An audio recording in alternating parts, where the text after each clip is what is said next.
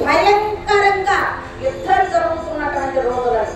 ఆనాటి కాలంలో అది ప్రపంచ యుద్ధం. కేవలం కౌరవులు పాండవులకు జరిగినటువంటి యుద్ధం కాదది. ధర్మానికి అధర్మానికి, న్యాయానికి అన్యాయానికి, పాపానికి పుణ్యానికి జరిగినటువంటి యుద్ధం.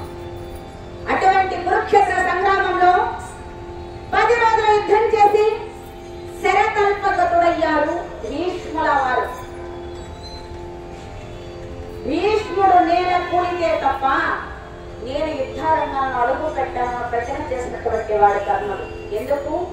అతిరథ మహారథుల నిర్ణయం జరిగేటటువంటి సమయంలో మహావీరుడైనటువంటి కర్ణుడిని అర్ధరథుడిగా నిర్ణయం చేశాడు భీష్ముల వారు.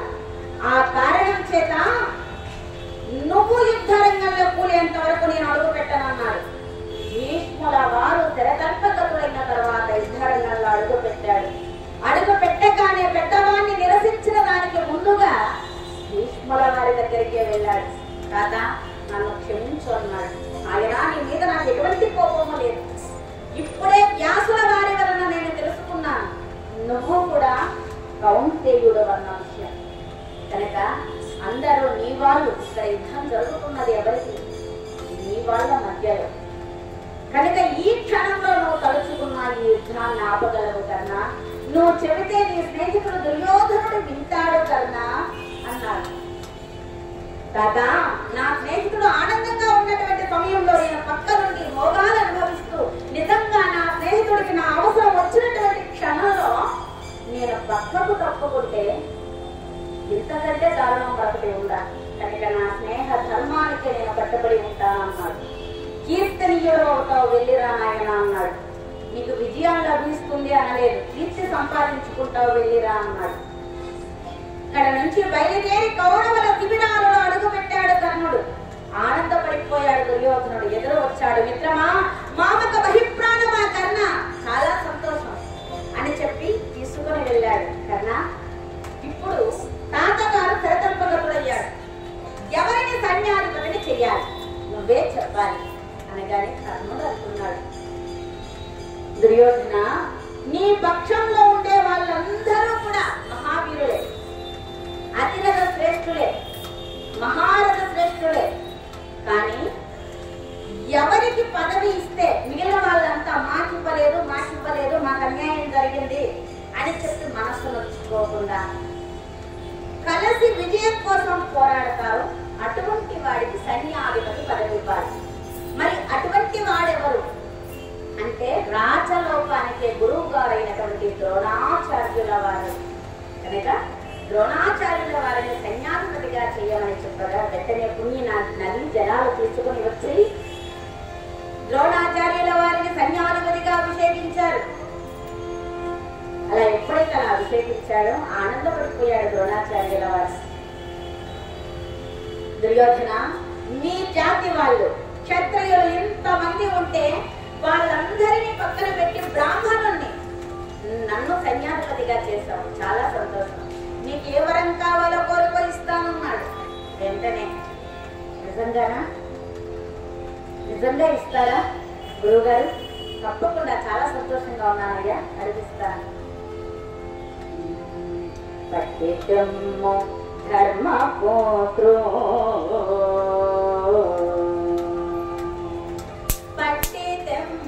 ధర్మపోత్రో ప్రాణములతో నానీయజ పట్టితమ్ము ధర్మపోత్రో ప్రాణములతో నానీయజ ఇయ్యడ నాకి పరమిచ్చదే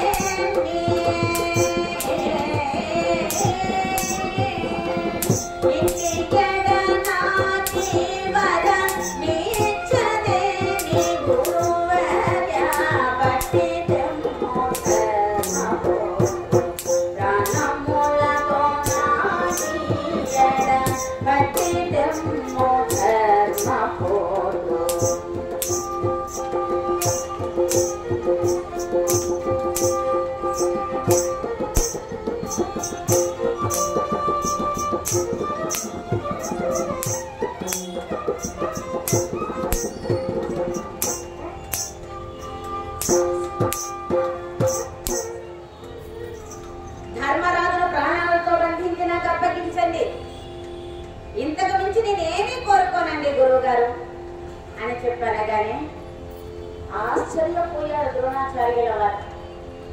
దుర్యోధన, నువ్వు భీమసేనను అర్జునును చంపమని చెప్పి కోరతావు అనుకున్నా. ధర్మరాజు అది కూడా చంపకుండా ప్రాణాలతో బంధించి తీసుకుని వచ్చి అప్పగించను అంటున్నావే, కారణం ఏమిటి? ఏది ఏమైనా ధర్మరాజు లోకానికంతా అజాత శత్రువుడు, కానీ నీకు మాత్రం శత్రువే. కానీ అట్లాంటి నువ్వు కూడా చెప్పబడడం లేదు కదా.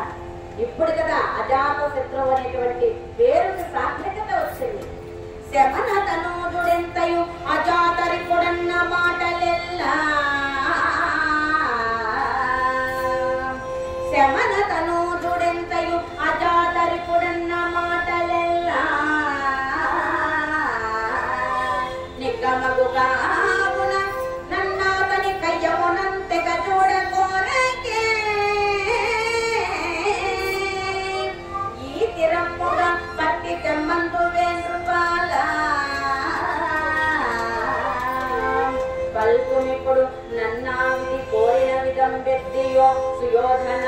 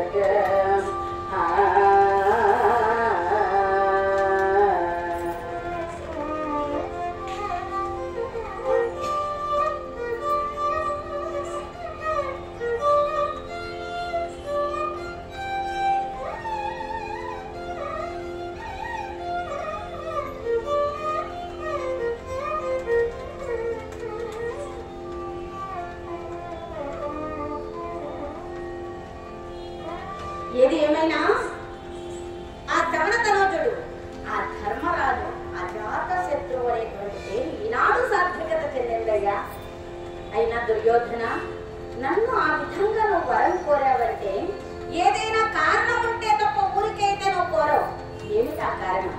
ధర్మరాజును చంపకుండా ప్రాణాలతో బంధించి తీసుకుని వచ్చి అప్పగించమనడానికి కారణం ఏమిటయ్యా అన్నాడు.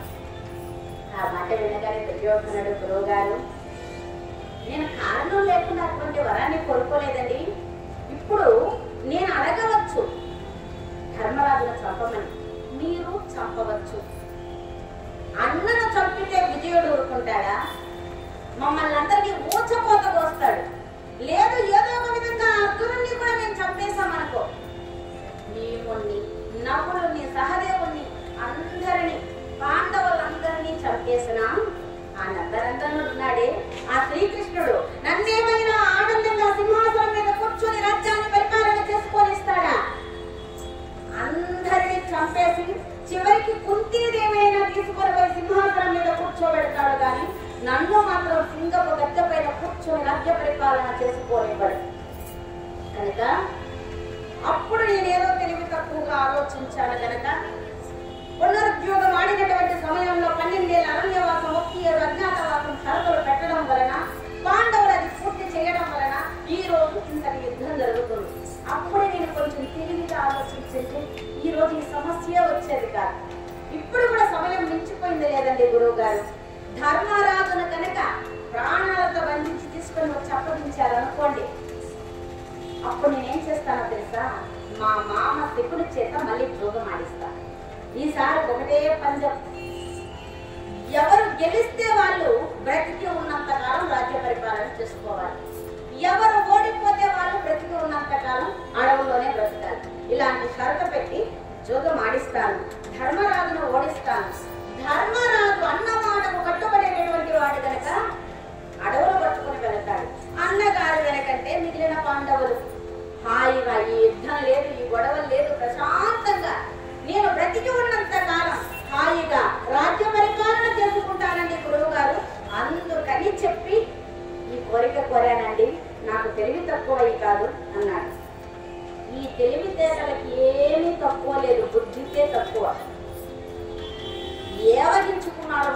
ద్రోణాచార్యుల వారు. అయినా ముందే వరాన్ని ఇస్తానన్నాడు కనుక దుర్యోధన తప్పకుండా నీకు మాట ఇచ్చాను కనుక ధర్మరాజును ప్రాణాలతో బంధించి నీకు అప్పగించడానికి ప్రయత్నం చేస్తాను అన్నాడు. ప్రయత్నమే చేస్తానని చెప్పి ఎందుకన్నానో తెలుసా? పాండవ మధ్యముడైనటువంటి అర్జునుడిని దేవతలు సైతం జయించలేకపోతున్నారని చెప్పి మనం విన్నాం. పరమేశ్వరుడే జయించలేకపోయాడని చెప్పి మనం విన్నాం. కనుక అర్జునుడు ఉండగా ధర్మరాజును బంధించడం చాలా కష్టకరం. కానీ నేను ప్రయత్నం చేస్తాను. నా దగ్గర విద్య నేర్చుకున్న దేవతలు ఇచ్చిన వరాల వల్ల నాకంటే గొప్పవాడైపోయాడు. నీకు మాట ఇచ్చాను కనుక నేను ప్రయత్నం చేస్తానన్నాడు. ఉభయ సైన్యాల్లో కూడా ప్రకటన చేశారు. ఈ విషయాన్ని వినేశాడు ధర్మరాజు గారు. పరుగున వచ్చాడు అర్జునుడి దగ్గరికి. నాయన అర్జున, ఇది విన్నావా? గురువు గారు మన కోపం చేశారు నాయన. నన్ను ప్రాణాలతో బంధించి తీసుకుని వెళ్ళి ఆ దుర్యోధనుడికి అప్పగిస్తారని చెప్పి మాట ఇచ్చారట అర్జున. చూసావా గురువు గారు ఎంత పని చేశారో చూసావా అన్నాడు. ఆ మాట వినగానే అర్జునుడు అంటున్నాడు, అన్నయ్య దానికోసం నువ్వు భయపడుతున్నావా? మరి ఇంకేమిటి?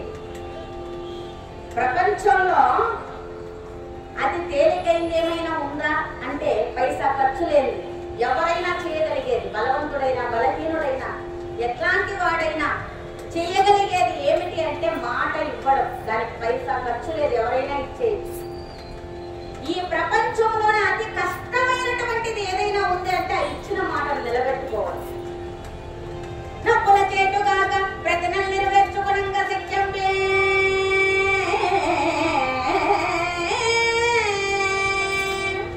ద్రోణుండు కాదు స్థానుండు దవ్వుల నిలిచి తీరవలే కబడి మేను ప్రాణము కలిగిన పరాభవం వ్యక్తికి కలదు ధర్మకూలునకు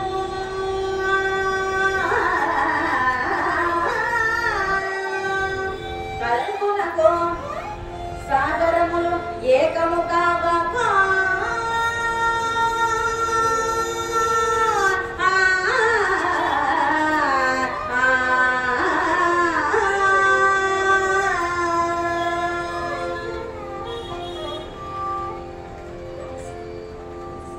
నొప్పుల చేటు కాకపోతే ప్రతిజ్ఞలు నెరవేర్చుకోవడం సామాన్యమని చెప్పాలనుకుంటున్నావా? అన్నయ్య, ద్రోణుడు కాదు స్థానుడైనా సరే నా బొందెలో ప్రాణాలు ఉండగా నీ దరిదాపులకు కూడా రాలేదు. పంచభూతాలు వాటి గుణాలను వదిలిపెట్టిన, భూమి సప్తకుల పర్వతాలకు బూర్నిల్లిన, తారకలు నేల రాలిన, సప్త సముద్రాల భూమిపైన పొరలాడిన ధర్మరాజుకు పరాభవం అనేదే జరగదన్నయ్య. నువ్వు ధైర్యంగా ఉండన్నాడు. అదేనాడు, నువ్వు కొంచెం ధైర్యం చెబితే నేను కొంచెం ప్రశాంతంగా ఉంటానన్నాడు. ఇంకా మరుసటి రోజు అంటే 11వ రోజు యుద్ధం ప్రారంభమయ్యింది. పాండవుల పక్షంలో సైన్యాధిపతులు మారలేదు, కౌరవుల పక్షంలో మాత్రమే సైన్యాధిపతులు మారుతూ వచ్చారు. పాండవుల పక్షంలో 18 రోజులు కూడా ఒక్కడే సైన్యాధిపతి. ఎవరు అంటే ద్రుపద మహారాజు గారి పుత్రుడు, ద్రౌపదీదేవికి సోదరుడు, యజ్ఞకుండం నుంచి ద్రౌపదీదేవి కంటే ముందుగా పుట్టినటువంటి వాడు, మహావీరుడు, మహారథుడు దృష్టద్యుమ్నుల వారి సైన్యాధిపత్యంలోనే పాండవ సైన్యం 18 రోజులు కూడా నడిచింది. కానీ కౌరవుల పక్షంలో సైన్యాధిపతులు మారుతూ వచ్చారు. ద్రోణాచార్యుల వారు 2వ సైన్యాధిపతి. ఇటువైపు కౌరవ సైన్యం ద్రోణాచార్యుల వారి సైన్యాధిపతి పదవిలో ముందు ఉండి నడిపిస్తూ ఉండగా కౌరవ సైన్యం బయలుదేరింది. ఇటు దృష్టద్యుమ్నుడి యొక్క సైన్యాధిపత్యంలో పాండవ సైన్యం బయలుదేరి అలా ఒక్కసారిగా ఉభయ సైన్యాలు కూడా ఢీకొన్నాయి. భయంకరంగా యుద్ధం చేస్తున్నారు. ఎవరికి వారు విజయాన్ని దక్కించుకోవాలని చెప్పి ప్రాణాలకు దక్కించి పోరాడుతూ ఉన్నారు. ద్రోణాచార్యుల వారు ఇచ్చిన మాట నిలబెట్టుకోవడానికి, ధర్మరాజును బంధించడానికి ఎన్నో విధాల ప్రయత్నం చేశాడు. కానీ అర్జునుడు అన్నగారిని రక్షించుకుంటూనే వచ్చాడు. ఆ రోజు సాధ్యం కాలేదు. మరుసటి రోజు అంటే 12వ రోజు కూడా భయంకరంగా యుద్ధం జరిగింది. ఆ యుద్ధంలో సాయశక్తుల ధర్మరాజును బంధించడానికి ద్రోణాచార్యుల వారు ప్రయత్నం చేస్తారు. కానీ సాధ్యం కాలేదు. అర్జునుడు అన్నగారిని రక్షించుకుంటూనే వచ్చాడు. ఈ 2 రోజుల యుద్ధం చూశాడండి. ఎవరు? దుర్యోధనుడు. గురువు గారి దగ్గరకు వచ్చారు. గురువు గారు, మీరు పాండవ పక్షపాతులు అని చెప్పి తెలిసి మీరేదో మాట ఇచ్చారని చెప్పి నేను ఆనందపడిపోయాను. చూడండి, నా అజ్ఞానాన్ని అనుకోవాలండి. ఏమిటి దుర్యోధన అలా మాట్లాడుతున్నాం? లేకపోతే ఏమిటండి, ధర్మరాజును వంధించడం మీకు పెద్ద విషయమా? 2 రోజుల యుద్ధంలో మీరు ధర్మరాజును వంధించలేకపోయారేమిటండి అన్నాడు. నీకు ముందే చెప్పాను, అర్జునుడు ఉండగా ధర్మరాజును వంధించడం సాధ్యం కాదని. అయినా నేను ప్రయత్నం చేశాను. అర్జునుడిని 1 రోజు కనుక ఈ కురుక్షేత్రానికి దూరం చేస్తే ధర్మరాజును వంధించి నీకు అప్పగిస్తానన్నాడు. అప్పుడు అక్కడికి సంసప్తకులు వచ్చారు. ఎవరి సంసప్తకులు? ఎవరినంటారు సంసప్తకులు అని? నారాయణ గోపాలకులు, త్రిగర్తులు, వీళ్ళిరువురిని కలిపి సంసప్తకులు అంటారు. ఈ సంసప్తకులు అక్కడికి వచ్చి, మహారాజా, రేపటి రోజున కృష్ణార్జునులను కురుక్షేత్రం నుండి దూరంగా తీసుకెళ్లిపోతాం. మా ప్రాణాలు పోయినా సరే సూర్యాస్తమయం వరకు కురుక్షేత్రంలో అడుగు పెట్టలేకుండా చూస్తామన్నారు. అయితే ధర్మరాజును వంధించి నేను అప్పగిస్తానన్నాడు ద్రోణాచార్యుల వారు. మరుసటి రోజు అంటే 13వ రోజు ఆహ్వానాన్ని పంపించారు సంసప్తకులు కృష్ణార్జునులకు. క్షత్రియుడైనటువంటి వాడు జూడానికి గాని యుద్ధానికి గాని ఆహ్వానం వస్తే లేదు, కుదరదు అని అనకూడదు. అది ధర్మం. ధర్మరాజు గారికి ఆహ్వానం పంపించినప్పుడే కౌరవులు జోదం ఆడతామనే విషయం కూడా ముందే చెప్పారు. అందరూ అనుకుంటారు జోదం ఈయనకు వ్యసనం కాకపోతే వాళ్ళు ముందే చెప్పినా కూడా వెళ్ళాడే, అసలు వెళ్ళకుండా ఉంటే ఈ గొడవంతా ఉండేది కాదు కదా అని చెప్పి. అది క్షత్రియ ధర్మం.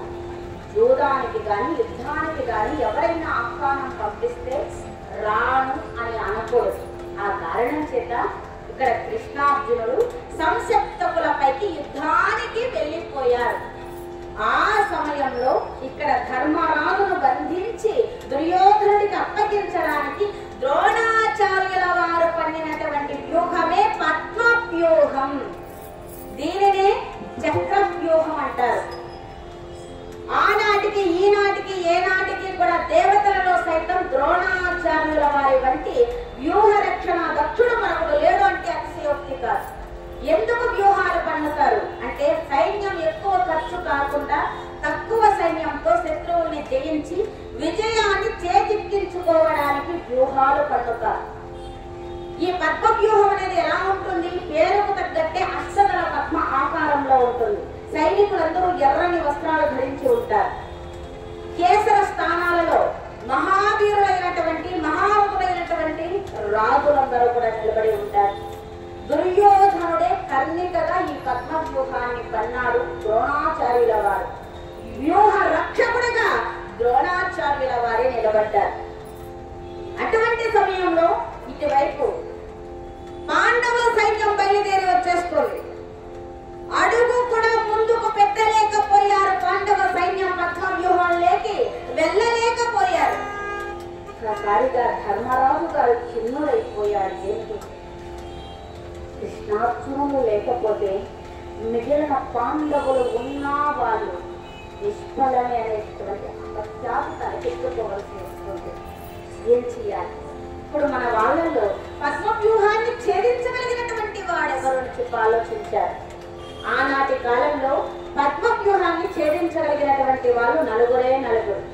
మొట్టమొదటి వాడు శ్రీకృష్ణ పరమాత్మ, రెండవ వాడు పాండవ మధ్యముడైనటువంటి అర్జునుడు, మూడవ వాడు ఎవరు అంటే శ్రీకృష్ణ పరమాత్మకు రుక్మిణీదేవికి జన్మించినటువంటి ప్రద్యుమ్నుడు, నాలుగవ వాడెవరు అంటే అర్జునుడికి సుభద్రాదేవికి జన్మించినటువంటి అభిమన్యుడు. కృష్ణార్జునుడు ఆ సమయంలో అక్కడ లేరు, సంసప్తకులపైకి యుద్ధానికి వెళ్ళిపోయాడు. మరి ప్రద్యుమ్నుడు ఉన్నాడు కదా అనుకోవచ్చు. ప్రద్యుమ్నుడు ఈ యుద్ధరంగంలోనే పాల్గొనలేదు. బలరామదేవుడు యుద్ధ ప్రారంభ సమయంలోనే ఈ అయిన వాళ్ళు బంధువులు కొట్టుకు తెచ్చుకోవడం నేను చూడలేను, నేను తీర్థయాత్రలకు వెళ్ళిపోతాను అని చెప్పి బయలుదేరాడు. పెదనాన్న గారితో పాటు ప్రద్యుమ్నుడు కూడా బయలుదేరి తీర్థయాత్రలకు వెళ్ళాడు. ఆ కారణం చేత అక్కడ ప్రద్యుమ్నుడు కూడా లేదు. ఇంకా మిగిలింది ఎవరు? అభిమన్యుడు మాత్రమే. అభిమన్యుడు ఆ రోజు మాత్రమే యుద్ధానికి వెళ్ళాడా అంటే కాదు, యుద్ధ ప్రారంభ సమయం నుంచి యుద్ధం చేస్తానే ఉన్నాడు. ఒక్కడే యుద్ధానికి వెళ్ళింది ఆ రోజు. అటుగా యుద్ధం చేస్తున్నటువంటి అభిమన్యుడికి వర్తమానం పంపించారు. ఆ లోపల ఇక్కడ భీమసేనుడు అంటున్నాడు, అన్నయ్య అభిమన్యుడికి పద్మవ్యూహంలోకి వెళ్ళడం తప్ప తిరిగి రావడం తెలియదు అని చెప్పి మన మరదలు సుభద్ర చెప్పింది. ఆయన చెప్తూ ఉన్నాడు, ఎందుకు అభిమన్యుడికి పద్మవ్యూహంలోకి వెళ్ళడమే తెలుసు, తిరిగి రావడం తెలియదు అంటే అభిమన్యుడి యొక్క పూర్వ వృత్తాంతాలు రెండు రకాలుగా చెబుతారు. మొట్టమొదటిది ఏమిటి అంటే ఈయన కూడా దైవాంశే, చంద్రుడి యొక్క కొడుకు అంశ, ఎంతకాలం భూమి పైన ఉండాలో అంతకాలం ఉండి వెళ్ళిపోయాడు అని చెబుతారు. రెండవది ఏమిటి అంటే కంసుడి యొక్క కొడుకు అంశ ఈ అభిమన్యుడు తన తండ్రిని శ్రీకృష్ణుడు చంపేశాడని ఆదేశంతో అరణ్యం చేరుకొని పరమేశ్వరుని వచ్చి కఠోరమైనటువంటి తపస్సు చేస్తూ ఉన్నాడు.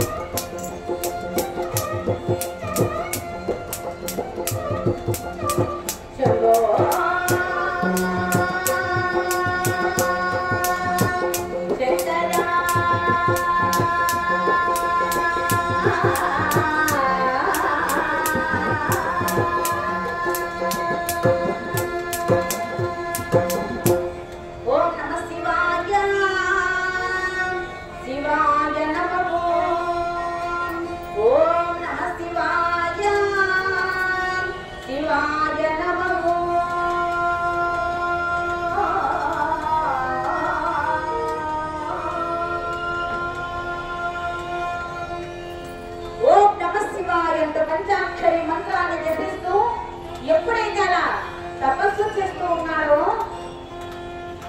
ఆ తపస్సుకు మెచ్చుకుని పరమేశ్వరుడు ప్రత్యక్షమయ్యాడు కన్నుల ఎదుట. నీ తపస్సుకు మెచ్చుకున్నాను, కళ్ళు తెరవయ్యా అని చెప్పాడు. అనగానే ఒక్కసారిగా కళ్ళు తెరిచి కన్నుల వెంట ఆనంద భాష్పంలో ఉరికిపోతూ ఉండగా ప్రార్థన చేస్తున్నాడు. చారుక చంద్రికా విమల చారు శరీరా సమస్త జీవనాధార భుజం వినత కృత వాంఛిత వారా తమో విదూరా గిరిజా సుమనోధన చోర భక్తమందార లలాటలోచన కామ వికార శంకరా శంకరా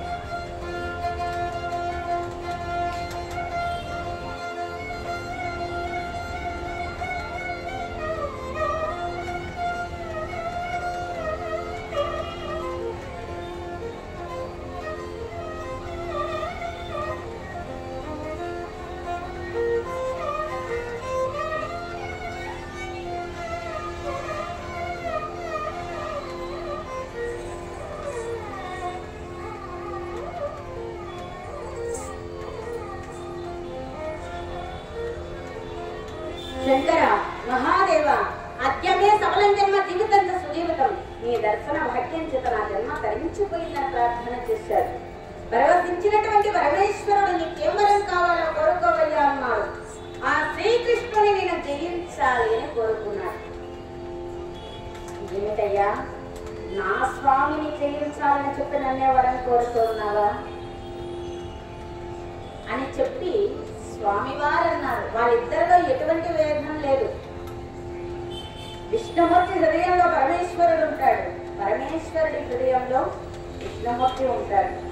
నిరంతరం రామనామ జపం చేసేటటువంటి వాడు జగద్గురువు అయినటువంటి పరమేశ్వరుడు. అలాగైతే శ్రీకృష్ణుని నేను బంధించాలి అన్నాడు. అలాగే అని చెప్పి ఒక మందసాన్ని, ఒక చిన్న పెట్టెనిచ్చాడు. భగవంతుని బంధించాలంటే ఏం కావాలి? భక్తి అనేటటువంటిది కావాలి. అంతేకాని ఆయన మనం ఇచ్చేటటువంటి లంచాలకో మరొక దానికో తృప్తుడవుతాడనుకోవడం మన భ్రమ మాత్రమే. చేసేది మంచి పని అయి నువ్వు ధర్మంగా బ్రతుకుతూ భక్తిగా భగవంతుని ఆశ్రయిస్తే ఖచ్చితంగా కాపాడి తీరుతాడు. కానీ భగవంతుని బంధించాలని చెప్పి కోరుకుంటూ ఉన్నాడు. ఆ మందసాన్ని ఎప్పుడైతే ఇచ్చాడో దాన్ని చేతిలో పెట్టుకుని బయలుదేరి వచ్చేస్తా ఉన్నాడు. మనకే ఇన్ని తెలివితేటలుంటే జగన్నాటక సూత్రధారి, జగత్తుకు సారథి, జగత్తును నడిపించేటటువంటి వాడు. భగవంతుడు ఎలా ఉండాలి, పైగా మనలాంటి వాళ్ళను సక్రమమైనటువంటి మార్గంలో పెట్టాలంటే పరమ వృద్ధుడి వేషాన్ని ధరించి అలా బయలుదేరి ఎదురుగా వస్తున్నాడు. నాయనా, ఎవరు నువ్వు, చేతిలో ఏమిటిది అన్నాడు. పరమేశ్వర వరప్రసాదం, దీనితో నేను శ్రీకృష్ణుని బంధించేస్తాను అన్నాడు. దానితో ఎలా బంధిస్తావయ్యా, అది ఒక తాడు కూడా కాదే పట్టి కట్టేయడానికి, పెట్టెతో ఎలా బంధిస్తావు అన్నాడు. దీన్ని తెలిస్తే చాలు ఎంత మనిషి అయినా ఇందులోకి వెళ్ళిపోతాడన్నాడు. నేను నమ్మను అన్నాడు. ఇంత చిన్న పెట్టెలోకి అంత పెద్ద మనిషి ఎలా వెళతాడయ్యా, నేను నమ్మను. ఆ పరమేశ్వరుడు నిన్ను మోసం చేశాడన్నాడు. పరమేశ్వరుడు ఏనాడు ఏ భక్తుని కూడా మోసం చేయలేదు. ఆ భక్తుల వల్లనే భగవంతుడికే కష్టాలు తెచ్చిపెట్టిన, ఏనాడు భక్తిని మాత్రమే చూసి వరాన్ని ప్రసాదించినటువంటి వాడు భక్త వశంకరుడు. అటువంటి పరమేశ్వరుడు నన్ను ఏనాటికి మోసం చేయడు. లేదయ్యా, నేనైతే నమ్మను. ఒక మనిషి ఇంత చిన్న పెట్టెలోకి వెళ్ళిపోతాడని నేను అస్సలు నమ్మను అన్నాడు.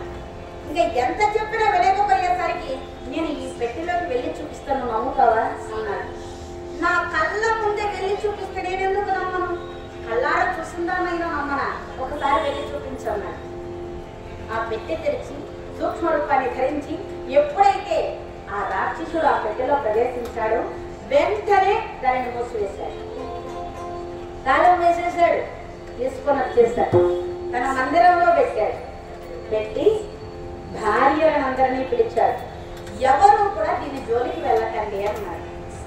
చెప్పకుండా ఉంటే చూసుండే వాళ్ళు కాదేమో పాపం.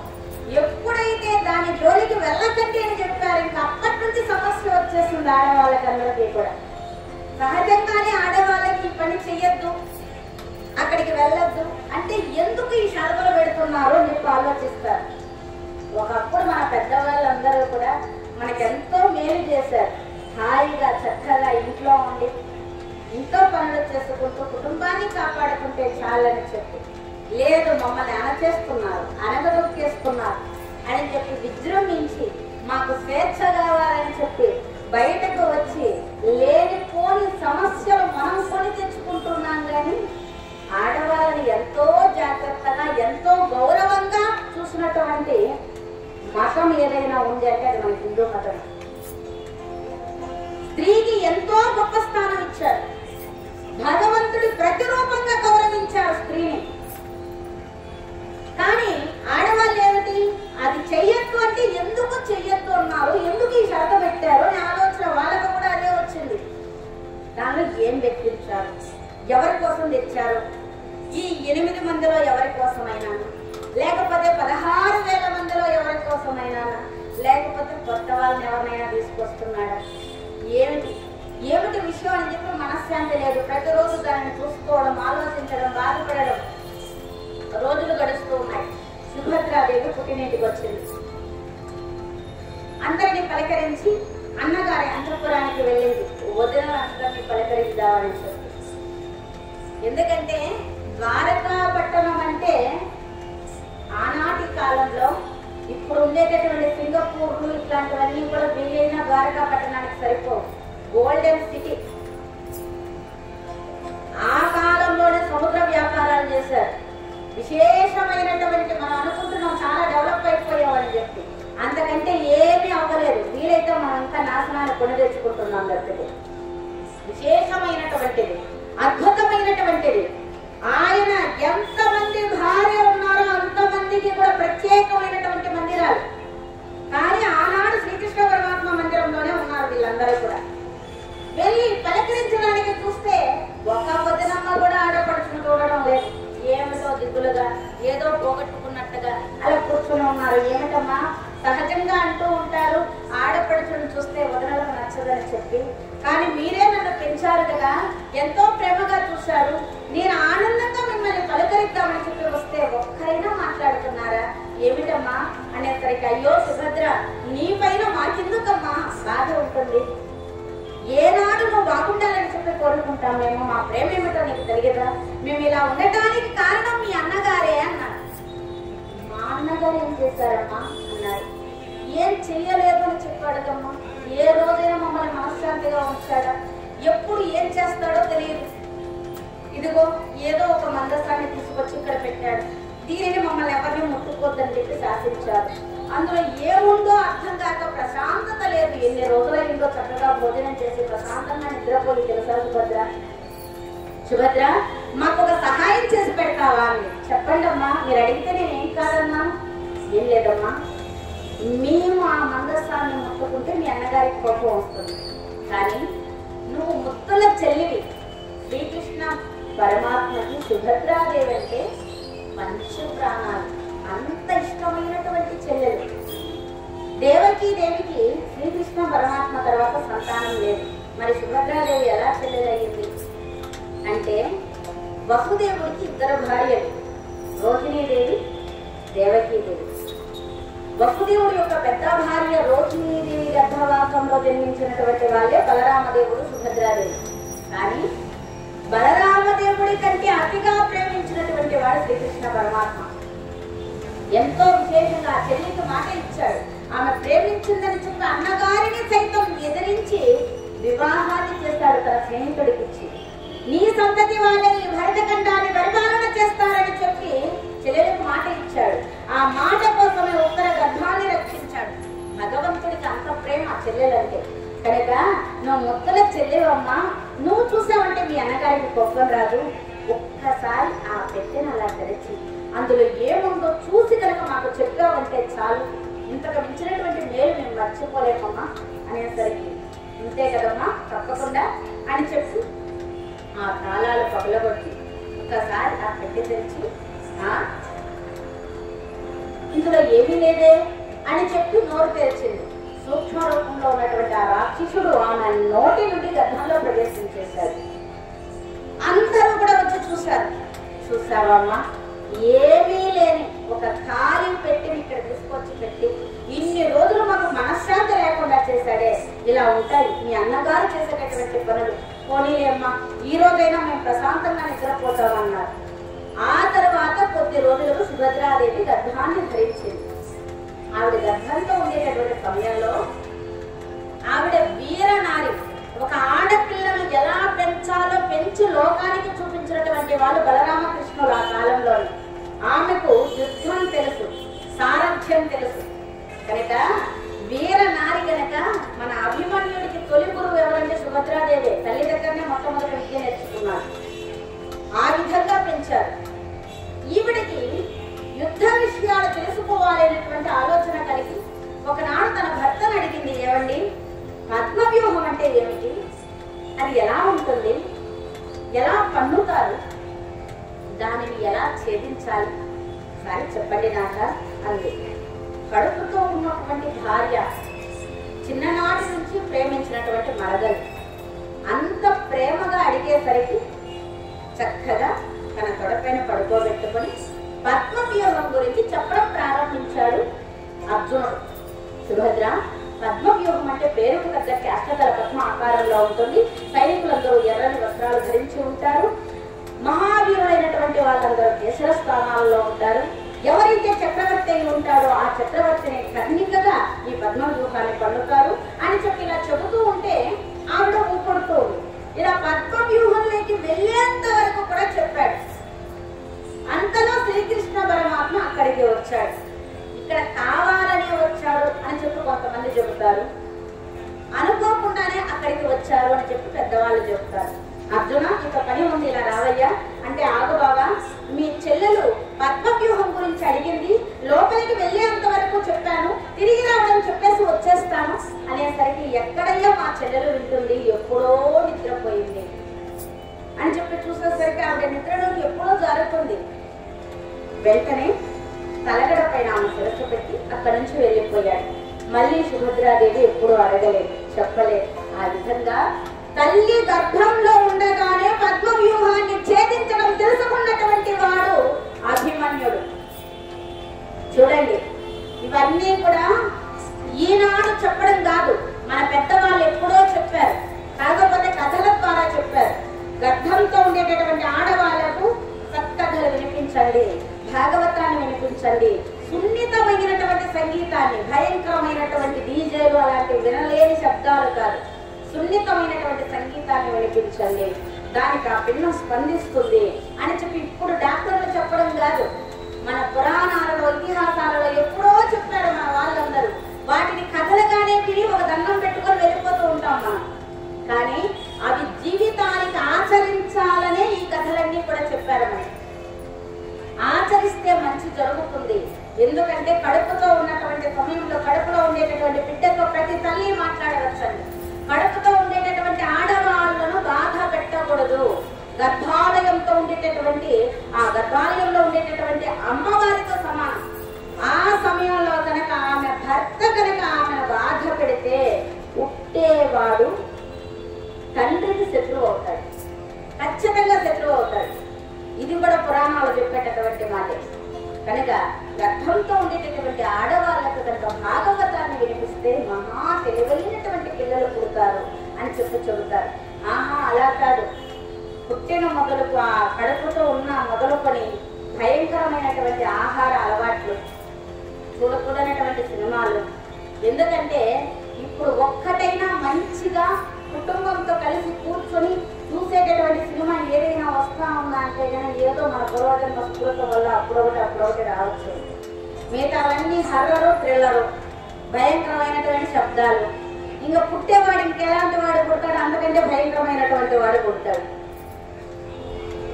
కనుక కడుపుతో ఉండేటటువంటి ఆడవాళ్ళను చాలా జాగ్రత్తగా చూసుకోవాలి. మంచి ఆహారం ఇవ్వాలి, మంచి వినిపించాలి, మంచి చూపించాలి. అప్పుడే పుట్టే బిడ్డలు మంచిగా పుడతారు.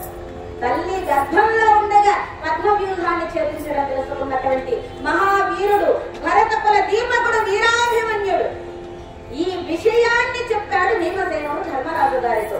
అందరూ అన్నారు మనకు పద్మవ్యూహం ఛేదించడమే కదా కావాల్సింది, వెనక మనమందరం ఉంటాం, ఒక్కసారి మార్గం కనుక లోపలికి దొరికిందంటే అందరం వెనకంటి వెళ్ళిపోతాం కదా అని చెప్పి అనగానే అంత లోపల అక్కడికి వచ్చాడు మహావీరుడు, నగవైరి పౌత్రుడు, దేవేంద్రుడి మనవడు, సుందరుడు, రణయుతుడు.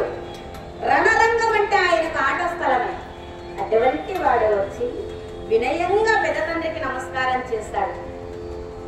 పెద్ద తండ్రి గారు నన్ను పిలిచిన కారణం ఏమిటి అనగానే ధర్మరాజు గారు అంటున్నారు, నాయన కయ్యమాడ చనురాజత్రిగతుల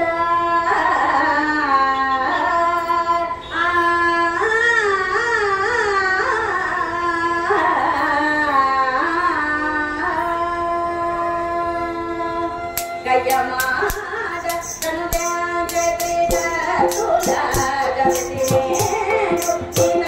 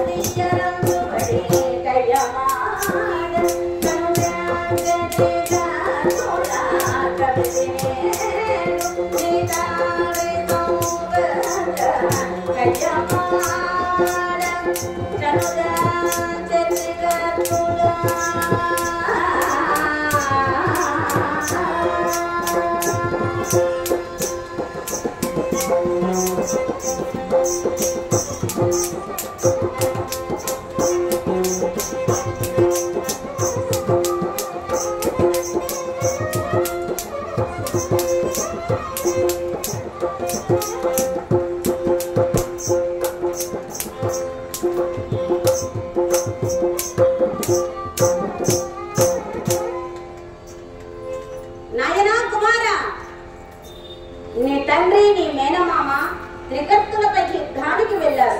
ఈ సమయంలో అయ్యవారైనటువంటి ద్రోణాచార్యుల వారు నన్ను పట్టి దుర్యోధనుడికి అప్పగిస్తానని చెప్పి మాట ఇచ్చి పద్మ వ్యూహాన్ని పన్నారు. నాయన గురువు గారేమో ప్రళయకాల రుద్రుడిలాగా కనిపిస్తూ ఉన్నాడు.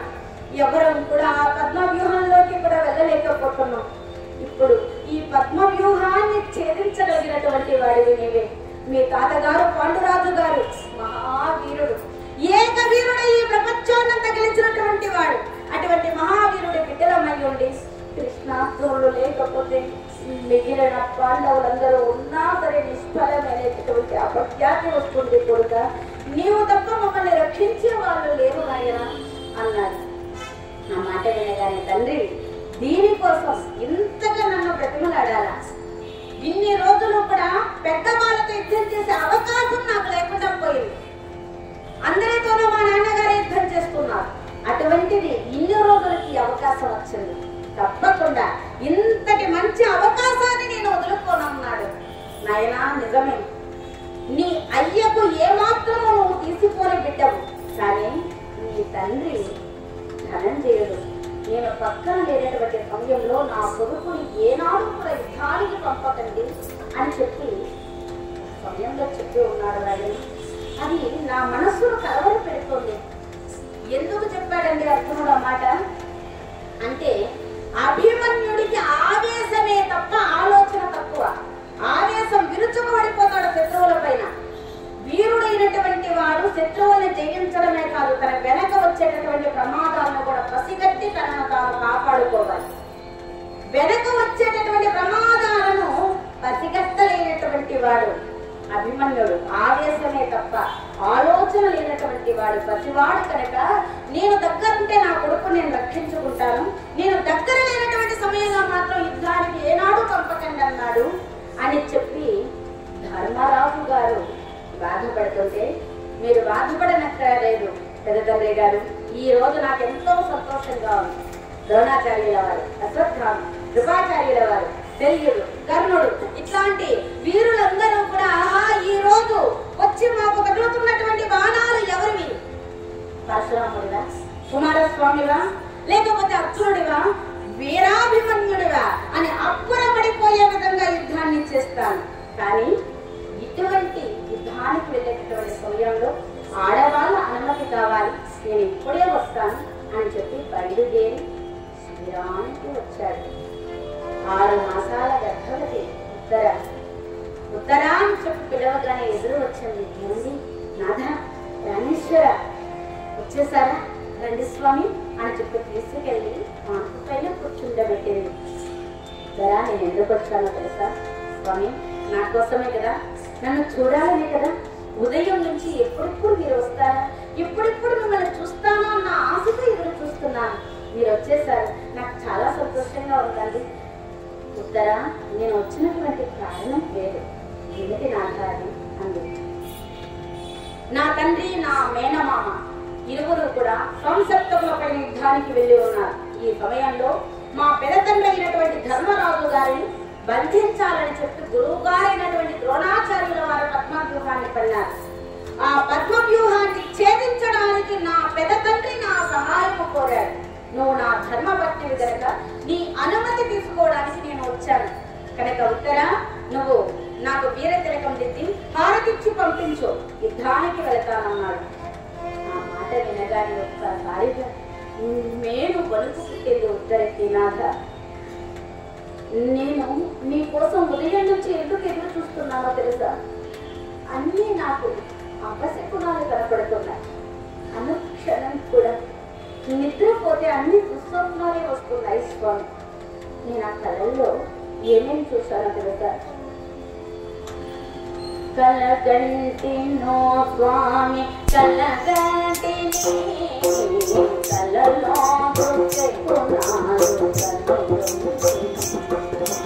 కలగంటినో స్వామి కలగంటి కలలో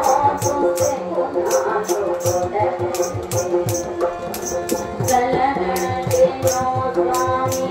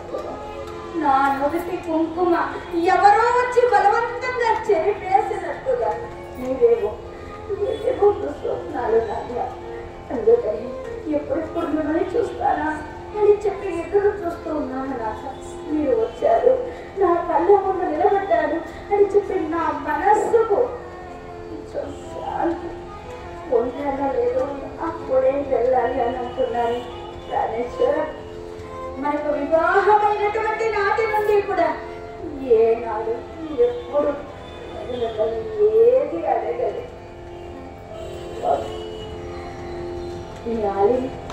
జవరాలి ప్రియురాలిని ఎప్పుడు మీరు ఏనాడు మళ్ళీ ఏది కోరను నాన్న.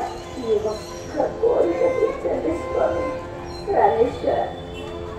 ఈ ఒక్క కోరిక, ఈ ఒక్కరోజు నన్ను వదిలిపెట్టి ఎక్కడికి వెళ్ళకండి. ఈ ఒక్కరోజు నాతోనే ఉండండి. మళ్ళీ ఎప్పుడు జీవితంలో మిమ్మల్ని ఏది కోరను నాన్న. ఒక్క మాట వినండి. కడుపుతో ఉండేటటువంటి ఆడవాళ్ళు ఏది కోరినా చెయ్యాలి అంటారు కదా. మళ్ళీ మిమ్మల్ని ఏది కోరను స్వామి.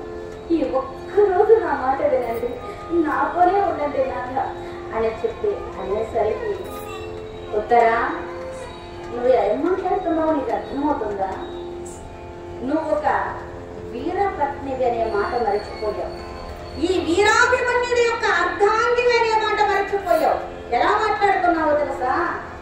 ఆ పిరిగి పోటు, ఆ పిరిగి పంద ఉత్తరు చెల్లెలు ఎలా భయపడుతూ మాట్లాడుతుందో అలానే భయపడుతున్నావు. నీకు దుస్వప్నాలు వస్తున్నాయా?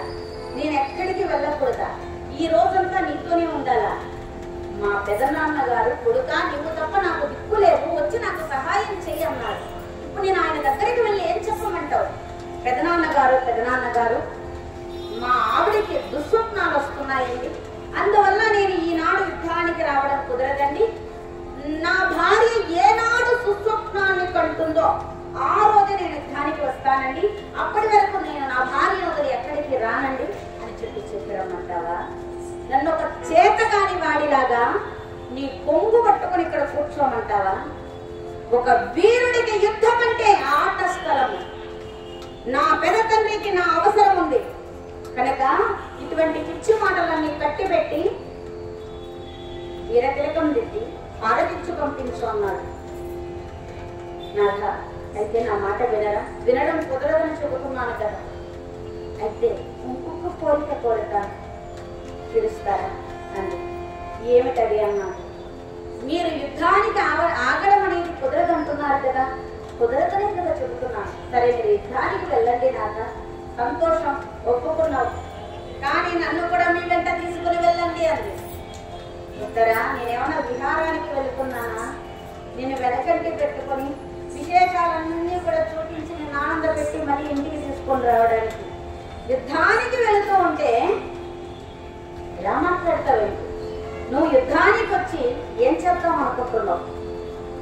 నాథ, ఏం చేద్దామని అంటున్నావు? రామేశ్వర, మీరు ఆ యుద్ధ రంగాల్లో అలసిపోయారనుకోండి, నా పవిత జరిగే విసనకర్రగా చేసి మీ సేద తీరుస్తాను. ఏ సమయానికి ఏ బాణం అవసరమో వేగంగా నేను అందిస్తాను.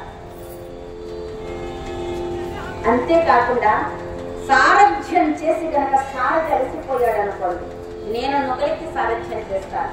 ఆ యుద్ధ రంగంలో కనుక శత్రువులు కనుక మిమ్మల్ని చుట్టుముట్టితే వాళ్ళందరినీ చెండాడి మిమ్మల్ని నేను రక్షించుకుంటాను. స్వామి రామేశ్వర, ఏదో మాట్లాడుతుంది అని చెప్పి అనుకోకుండా ఈ ముద్దైనా చెల్లించవయ్యా మోహనంగా, నా మాట విను అంటుంటే ఉత్తరా, ఏమిటి చిన్నపిల్లలాగా మాట్లాడుతూ ఉన్నావు అంటూ ఉండగానే అక్కడికి సుభద్రాదేవి వచ్చింది. ఉత్తరా, ఏమిటమ్మా? నీ భర్త మహావీరుడు, నువ్వు వీరపత్ని, ఇలా మాట్లాడకూడదు. ఇప్పుడు కూడా భర్తను భార్య చేతగాని వాడిని చేయకూడదమ్మా. అయినా మహావీరుడు నా కొడుకమ్మా, చిన్నపిల్లలాగా మాట్లాడతావేంటి? చిన్నపిల్లలు నువ్వు ఎక్కడికి వెళ్ళద్దు, నాతోనే ఉండు అంటారు. లేదమ్మా, నేను వెళ్ళాలి అంటే అయితే నన్ను కూడా నీ వెనకటి తీసుకుని వెళ్ళు అంటారు. ఇలా చిన్న పిల్లల్లాగా పట్టుబడుతున్నావే. నీ భర్తకు వీరతిలకం నిత్య హారతిచ్చి పంపించమ్మా అనేసరికి ఆ కాలం చూడండి, అత్తగారికి ఎంత గౌరవం ఇచ్చేవాళ్ళు. భార్యాభర్తలు ఉన్నంతసేపు ఎంతగానో భర్తకు మొరపెట్టుకుంది, చెప్పింది, బ్రతిమలాడింది, వేడుకుంది. కానీ అత్తగారు వచ్చి ఒక్క మాట చెప్పేసరికి ఇంకా మారు మాట్లాడలేదు. అభిమన్యుడికి వీరతిలకం దిద్ది ఎప్పుడైతే హారతి తీసుకుని వచ్చి అలా హారతిస్తుందో గాలి తాకిడికి హారతి కర్పూరం మారిపోయింది. నేను వెళుతున్నానంటూ బయలుదేరేశాడు అభిమన్యుడు. ప్రాణేశ్వర అంటూ ఒక్కసారిగా గృహ తప్పి పడిపోయింది ఉత్తర. బయలుదేరి పెద్దతండ్రి గారు, ఎప్పుడెప్పుడు రణరంగానికి వెళతానా అన్న ఆకృతతో ఉన్నాను, నన్ను ఆశీర్వదించి పంపించండి అన్నాడు. ఆ మాటకు ధర్మరాజు గారు, నాయన కొడుక, ఎక్కడైనా ఒక ప్రమాదం వచ్చేటటువంటి సమయంలో పెద్దవాళ్ళు ఏం చేస్తారో తెలుసా? పిల్లల్ని వెనక పెట్టుకొని పెద్దవాళ్ళు ముందుండి ఆ ప్రమాదానికి ఎదురు వెళ్తారు. కానీ ఇక్కడ మేమందరం చేతగాని వాళ్ళమయ్యోడు, పసివాడిమైనటువంటి నిన్ను ముందు పెట్టుకొని యుద్ధానికి వెళ్ళవలసి వస్తుంది. ఆయన దగ్గర లేరు మామయ్యను తండ్రియును, ద్రోణుడి తోడి పోరుక దగ్గరి,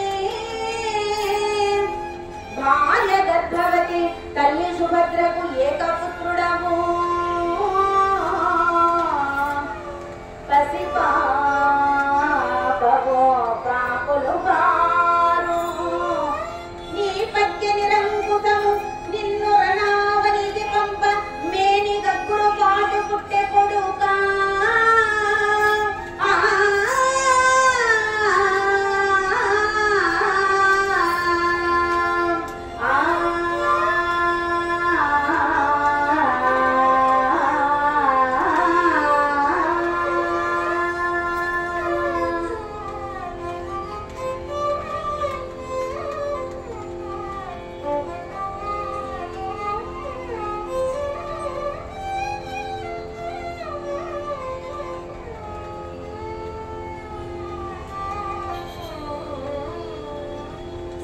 నయన కొడుక, నీ తల్లి కానీ నీ మేనమామ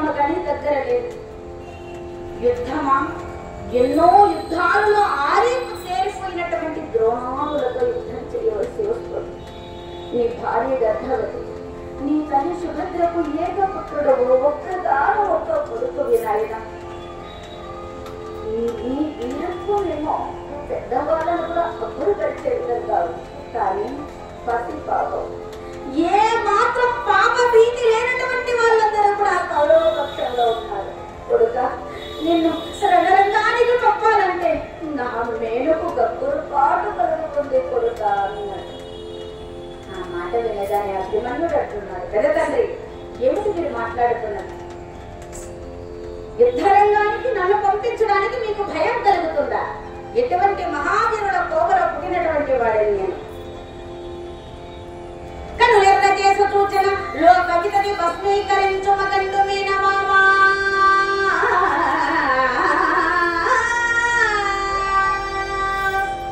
పిడికిట పోటును మేరు గిరినేని నురుము చేయగల విక్రమటోపుండు పెద తండ్రి. సీతాంశమౌలి గెలిచిన చోదు నాదు కన్న తండ్రి.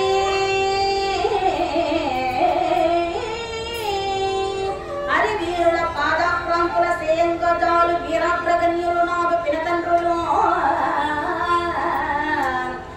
ఇట్టి నాకేమిటికి వీధి ఇంత ఏల కౌరవ పరక్కుగాక చక్రధరు విజయులు అరుగుదెంతురుగాక.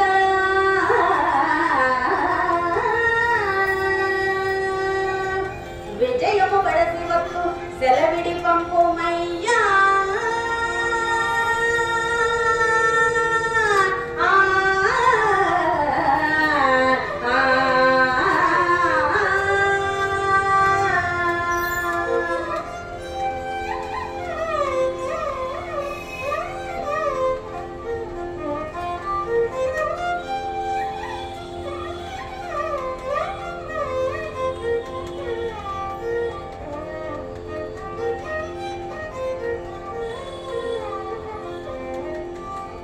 కళ్ళు ఎర్ర చేసి చూస్తేనే ఈ లోకాలన్నీ కూడా భస్మమైపోతాయి. అటువంటి వాడు నా మేనమామ శ్రీకృష్ణ పరమాత్మ. ఒక్క పిడికట పోటుతోనే మేరు పర్వతాలైన ముక్కలు ముక్కలు చేయగలిగినటువంటి మహావీరుడు నా పెద్ద తండ్రి భీమసేనుడు. పరమేశ్వరుడే వచ్చిన నువ్వు నీరా అని చెప్పి యుద్ధం చేసి గెలిచినటువంటి మహావీరుడు నా కన్న తండ్రి. ఎటువంటి మహావీరుడైనా తన పాదాక్రాంతులను చేసుకోగలిగినటువంటి వీరాగ్రగణ్యులు నా పినతండ్రులు నకుల సహదేవుడు. ఇటువంటి మహావీరుల కోవలో పుట్టినటువంటి నేను యుద్ధం అంటే వినతిస్తానా? భయపడతానా? నన్ను పంపించడానికి నువ్వు భయపడడం ఏమిటి పెద్ద తండ్రి? ఇంత ఎందుకు? కౌరవ పక్షంలో చక్రధరుడు విజయుడు వచ్చినా సరే విజయాన్ని సిద్ధించుకుని వస్తాను, ఆశీర్వదించి పంపించవయ్యా అన్నాడు. చూడండి ఎంత మాట అన్నాడు. శత్రుపక్షంలో చక్రధరుడు అంటే ఎవరండి? శ్రీకృష్ణ పరమాత్మ. విజయుడు ఎవరు? ఈయన తండ్రి అర్జునుడు. నా మేనమామ నా కన్న తండ్రి కూడా నా శత్రుపక్షంలోకి వచ్చి యుద్ధానికి వచ్చినా నేను గెలుచుకుని వస్తాను, నన్ను ఆశీర్వదించి పంపించవయ్యా అన్నాడు. ఎంత మాట అన్నాడో చూడండి. పెద్దవాళ్ళు చెబుతారు, అభిమన్యుని యుద్ధరంగాల్లో పోల్చింది బయట ఉన్నటువంటి శత్రువులు కాదు, ఆయనలో ఉన్నటువంటి 6 శత్రువులు అంటారు. కామ, క్రోధ, లోభ, మోహ, మద, మత్సర్యాలు అనేటువంటివి అభిమన్యుని కూల్చాయి, కానీ బయట ఉన్నటువంటి శత్రువులు కాదు. ఎందుకంటే జన్మనిచ్చినటువంటి తండ్రిని, జ్ఞానాన్ని ప్రసాదించినటువంటి భగవంతుణ్ణి నిరసించాడు అని చెప్పి వేదాంతులు చెబుతారు. ఏ వేదాంతమైనా ఉండనివ్వండి, ఒక వీరుడు ఎలా మాట్లాడాలో అలా మాట్లాడాడు. ధర్మరాజు భయపడిపోతూ ఉన్నాడు. ఏం చేయాలో దిక్కు తోచడం లేదు. అభిమన్యుడు తప్ప దిక్కు లేదు. అభిమన్యుని పంపడానికి భయపడుతూ ఉన్నాడు. అటువంటి సమయంలో ఒక మహావీరుడు ఎలా మాట్లాడాలో అలా మాట్లాడాడు. ఆ విధంగా ధైర్యం చెప్పాడు. కానీ విధి వశం చేత మహానుభావుడు ఏనాడు కూడా అబద్ధం ఆడనటువంటి వాడు అటువంటి ధర్మరాజు విధి వశం చేత నిలుస్తూ ఉన్నాడు. అన్నా, ఎన్నడు నేను బొంకని వాడని, ఏనాడు నేను అబద్ధం చెప్పనటువంటి వాడనైతే 10 ఒక్కటైనా నీవు గవయుదువుగాక అని ఆశీర్వదించాలనుకున్నాడు. పొరపాటున చూడండి, 10 ఒక్కటై నిన్ను గవయుదురుగాక. నీకే విజయము అని అనాలనుకున్నాడు. నీక విజయము సుభద్ర కుమార అని ఆశీర్వదించేశాడు. ఏమిటి నా నోటి నుంచి ఇటువంటి మాటలు వచ్చాయని కిన్నుడైపోయాడు. అవేమి పట్టించుకున్నటువంటి అభిమన్యుడు బయలుదేరాడు. సైన్యాన్ని పరిగొల్పాడు. కన్నికాల ధ్వజం రెపరెపలాడుతోంది. సారథి అయినటువంటి సుమంత్రుడు రథాన్ని సిద్ధం చేసి ఉంచాడు. రథాన్ని తూర్పు కొండ పైన బాలభాస్కరుడు ఏ విధంగా అధిష్ఠిస్తాడో ఆ విధంగా రథాన్ని ఎక్కాడు వీరాభిమన్యుడు. రథాన్ని పోనివ్వమన్నాడు. అలా రథాన్ని సైన్యాలన్నీ కూడా బయలుదేరి వచ్చేస్తున్నాయి పద్మవ్యూహం దగ్గరికి. అలా ఒక్కసారిగా 16 బాణాలతో ద్రోణాచార్యుల వారిని చీకాకుపరిచి కన్ను మూసి తెరిచే అంతలో శత్రుపక్షంలో ఉండే వాళ్ళంతా కూడా ఏం జరిగిందో అర్థం చేసుకునే లోపే పద్మవ్యూహాన్ని ఛేదించుకుని లోపలికి వెళ్ళిపోయాడు అభిమన్యుడు. జయ లక్ష్మీ రమణ గోవింద. పద్మవ్యూహాన్ని ఛేదించాడు అని చెబుతాం కదా. ఎక్కడ ఛేదించాడు అంటే యుద్ధం అనేసరికి పదాతి దళం ఉంటుంది. భూమిపైన నిలబడి యుద్ధం చేసే వాళ్ళు ఉంటారు. రథాల పైన ఉండి యుద్ధం చేసే వాళ్ళు ఉంటారు. ఏనుగుల పైన ఉండి యుద్ధం చేసే వాళ్ళు ఉంటారు. గుర్రాల పైన ఉండి యుద్ధం చేసే వాళ్ళు ఉంటారు. ఎక్కడ ఏ వైపు ఈయన ఛేదించాడు? పదాతి దళం ఉండేటటువంటి వైపు. ఒక సైనికుడిని చంపితే ఆ సైనికుడి స్థానంలోకి ఇంకొక సైనికుడు రావడానికి సమయం పట్టదు. వెంటనే వచ్చి నిలబడతాడు. కనుక అక్కడ ఎంచుకోలేదు. మరి రథాలు ఉండేటటువంటి చోట వాళ్ళంతా మహావీరులే. ఒక్కరిని కూర్చేసరికి మరొకరు వచ్చేస్తారు. లేదు గుర్రాలు ఉండేటటువంటి చోట ఎంచుకున్నాడు అంటే గుర్రం చాలా చురుకైనటువంటిది. ఒక్క గుర్రాన్ని కనుక చంపితే ఆ గుర్రం స్థానంలోకి క్షణంలో ఇంకొక గుర్రం వచ్చి నిలబడిపోతుంది. మరి ఎక్కడ ఎంచుకున్నాడు? గజబలం ఉండేటటువంటి చోట ఎంచుకున్నాడు. ఏనుగు చాలా నెమ్మదిగా కదులుతుంది. ఒక ఏనుగు స్థానంలోకి ఇంకొక ఏనుగు రావడానికి సమయం పడుతుంది. నేరుగా ఉండేటటువంటి ఏనుగులు మాత్రమే చంపాడా అంటే నేరుగా ఉండేటటువంటి ఏనుగుతో పాటు అటువైపు ఇటువైపు ఉండే ఏనుగులను కూడా చంపుకుంటూ వెళ్ళిపోయాడు. ఎంత మార్గాన్ని ఏర్పాటు చేసుకొని పోయాడో చూడండి లోపలికి. వెనకుండే సైన్యం అవలీలగా లోపలికి వెళ్ళిపోవచ్చు, కానీ వెళ్ళలేకపోయారు. ఇక్కడ ఎందుకు? అడ్డుగా వచ్చి నిలబడ్డాడండి సింధు దేశపు రాజు సైంధవుడు. వరాహ ధ్వజం రెపరెపలాడుతూ ఉండగా పరమేశ్వరుని మనసులో తలుచుకున్నాడు. ఓం నమ శివాయ, శివాయ నమో. ఓం నమ శివాయ, శివాయ నమో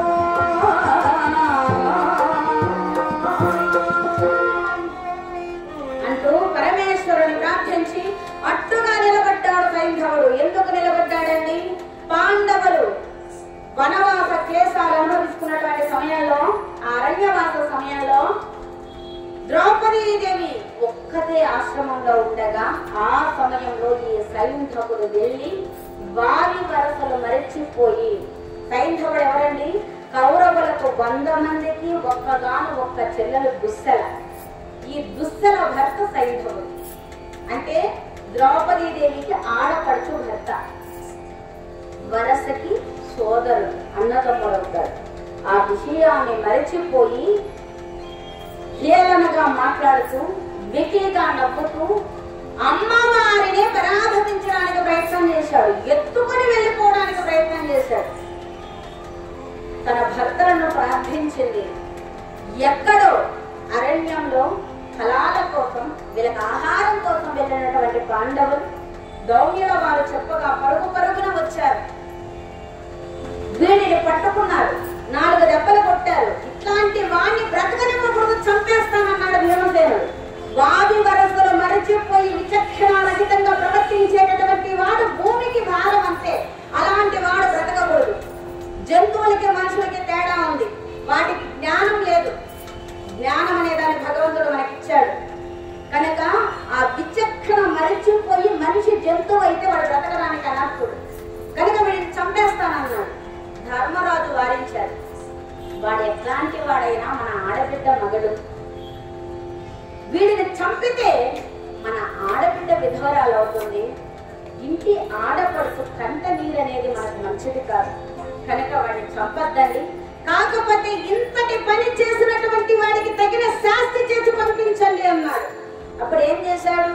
భీమసేనుడు ఒక కత్తి తీసుకొని వచ్చాడు, అది పదునుగా లేనటువంటి కత్తి తీసుకొని వచ్చి ఏం చేశాడు? తలని క్షవరం చేశాడు. ఆ పని చెయ్యగలిగినటువంటి వాడి దగ్గరికి వెళితే ఏ పనినా గొప్పదే ఈ లోకంలో. అది చేత వచ్చినటువంటి వాడి దగ్గరికి వెళితే చక్కగా శుభ్రంగా చేసి పంపిస్తాడు. చేతగాని వాడి దగ్గరికి వెళితే ఎలా ఉంటుంది? మామూలుగా ఉండదు. పనసకాయ చెక్కినట్టు చెక్కేసినాడు. ఎక్కడ రక్తం కమ్ముకొని వస్తా ఉంది. అయ్యయ్యో రక్తం వస్తుందని చెప్పి సున్నం పొట్లు పెట్టేసినాడు. ఎక్కడెక్కడ రక్తం వస్తుంది అక్కడంతా. ఇంకా చెప్పాలా వాడి క్షోభ? అంత భయంకర అవమానించి ఒక కంచర గాడిదని తెచ్చి దాని మీద కూర్చోబెట్టి చాలా మర్యాదలు, మరి బావగారికి మర్యాదలు కావాలి కదా అని చెప్పి ఎండి తాటాకులన్నీ కూడా కంచర గాడికి కట్టి అంత భయంకరంగా అవమానించి పంపించారు సైంధవుని. ఆ అవమానం భరించలేక అరణ్యం చేరుకుని పరమేశ్వరుని వచ్చి కఠోరమైనటువంటి తపస్సు చేశాడు. పరమేశ్వరుడు ప్రత్యక్షమైన కేవలం కావాలో కోరుకో అంటే నేను పాండవుల్ని జయించాలి అన్నాడు. పాండవ మధ్యుడైనటువంటి అర్జునుడిని నేనే జయించలేకపోయాను, నువ్వేం జయిస్తావయ్యా? అర్జునుడు లేని ఒక్కరోజు మిగిలిన నలుగురిని నువ్వు జయిస్తావు అని చెప్పి వరాన్ని ఇచ్చాడు పరమేశ్వరుడు. ఆ రోజు ఈ రోజే అక్కడ అర్జునుడు లేడు. సంసప్తకులతో యుద్ధానికి వెళ్ళాడు. మిగిలిన నలుగురు మాత్రమే ఉన్నారు. ఈ రోజు సైంధవుడి రోజు. అడుగు కూడా కదపనివ్వడం లేదు పాండవులను, మిగిలిన సైన్యాన్ని. బాణ వర్షాన్ని కురిపిస్తూ ఉన్నాడు. ధర్మరాజు ఇంకా విధి లేక బ్రతిమలాడాడు సైంధవుని. సైంధవ, ఇది నీకు న్యాయం కాదురా. పసివాడు ఒక్కడే లోపలికి వెళ్ళాడు, మమ్మల్ని లోపలికి పంపించు. ఆనాడు ఆడపడుచు భర్తవని చెప్పి నేను చంపకుండా ప్రాణాలతో వదిలిపెట్టిన దానికి ఈ విధంగా రుణం తెచ్చుకుంటున్నావా? ఇది నీకు ధర్మం కాదు, మమ్మల్ని లోపలికి పంపించు అని చెప్పంటుంటే ఏ మాత్రం లెక్క పెట్టుకోలేదు. ఏ మాత్రం లెక్క పెట్టుకోకుండా అడుగు కూడా కదపనివ్వకుండా బయటనే పాండవ సైన్యాన్ని ఆపేశాడు సైనికుడు. లోపలికి వెళ్ళినది అభిమన్యుడు మాత్రమే. అభిమన్యుడు ఏమిటి, వెనక ఉన్న వాళ్ళు వస్తున్నారా లేదా అనేది గమనించలేదు. లోపలికి వెళ్ళినటువంటి అభిమన్యుడు ఏం చేస్తున్నాడయ్యా కౌరవ సైన్యాన్ని అంటే, ఆనాడు దేవతలు రాక్షసులు కలిసి పాల సముద్రాన్ని చిలికినటువంటి సమయంలో ఆ పాల సముద్రంలో మందర పర్వతం ఎలా తిరిగిందో అలా కౌరవ సైన్యంలో తిరుగుతున్నాడు. రవడిస్తూ ఉన్నాడు కౌరవ సైన్యాన్ని. మండు వేసవి కాలంలో అగ్ని గనక అడవిని అంటుకుంటే ఎలా మండుతుందో అలా కౌరవుల పైన విరుచుకుపడిపోతూ ఉన్నాడు. ప్రళయకాల రుద్రుడులాగా విశ్రమిస్తూ ఉన్నాడు. రథాలను కూల్చాడు, సారథులను చంపాడు, కేతనాలను ఉంచాడు. భయంకరంగా యుద్ధం చేస్తూ అడ్డు వచ్చినటువంటి వాళ్ళందరినీ కూడా తరిమి కొడుతూ ఉన్నాడు. అభిమన్యుడు వేసినటువంటి బాణాలు కవచము దూరి అంగంలో గుచ్చుకుపోతూ ఉంటే ఎదుట నిలబడలేక కర్ణుడు లాంటి వాడు పారిపోయాడు. దుశ్శాసనుణ్ణి తరిమి కొట్టాడు. ఇదంతా చూస్తున్నాడు దుర్యోధనుడు. నిన్న మొన్న పుట్టినటువంటి పిల్లకాయకి వీడేమిటి ఈ మాదిరితో ఈ విధంగా సైన్యం పైన విరుచుకుపడిపోతూ ఉన్నాడు. అరే అభిమన్యు ఆదరా అంటూ వస్తున్నాడు దుర్యోధనుడు. చూశాడు అభిమన్యుడు, రారా దుర్యోధన, నిన్ను ఒక్కరిని చంపేస్తే దేశానికి పెట్టినటువంటి దరిద్రం వదిలిపోతుందిరా. అయినా దుర్యోధన, నువ్వు ఆడవాళ్ళ చీరలు ఒలిపించడంలో పెద్దమైనటువంటి విషయాన్ని నేను బాగా విని ఉన్నాను. నీలాంటి వాడు యుద్ధానికి ఎందుకు వచ్చాడయ్యా? సంగరావరిన అంగనలు ఉందురని చెప్పి వచ్చావా? యుద్ధరంగంలో ఆడవాళ్ళు ఉంటారని చెప్పి వచ్చావా? నాలాంటి వాడితో యుద్ధం అంటే ఆడవాళ్ళ చీరలు ఒలిపించడం అనుకుంటున్నావా? దుర్మార్గుడా, నిన్ను ఒక్కరిని చంపితే దేశానికి పెట్టినటువంటి దరిద్రం వదులుతుందరా అని చెప్పి ఆదేశంగా దుర్యోధనుడి వైపు వస్తూ ఉంటే ద్రోణాచార్యుల వారు చూసేశారు. ఏమయ్యా వేడుకలాగా చూస్తూ ఉన్నారేమిటయ్యా? వాడు పసివాడు అభిమన్యుడని ఆలోచిస్తున్నారా? అర్జునుడు కొడుకనేటటువంటి మాట మర్చిపోవద్దండయ్యా. ఏమనుకుంటున్నారు? వెళ్ళి రాజును తగులుతూ ఉన్నాడు. బయలుదేరండి, రాజును రక్షించుకోవాలి అని చెప్పాను, కానీ అందరూ ఒక్కటే వచ్చేస్తున్నారు. ఆ సమయంలో అభిమన్యుడు తుంబురుడు అనేటువంటి గంధర్వుడు అర్జునుడికి గంధర్వ మాయ అనేటువంటి అస్త్రాన్ని ఇచ్చాడు. దానిని అభిమన్యుడికి నేర్పించాడు అర్జునుడు. ఆ గంధర్వ మాయను వెంట సంధించి ఎప్పుడైతే లాగి వదిలిపెట్టాడో ఆ అస్త్రం యొక్క గొప్పతనం ఏమిటండి? ప్రతి వీరుడిగా అభిమన్యుడే కనిపిస్తాడు.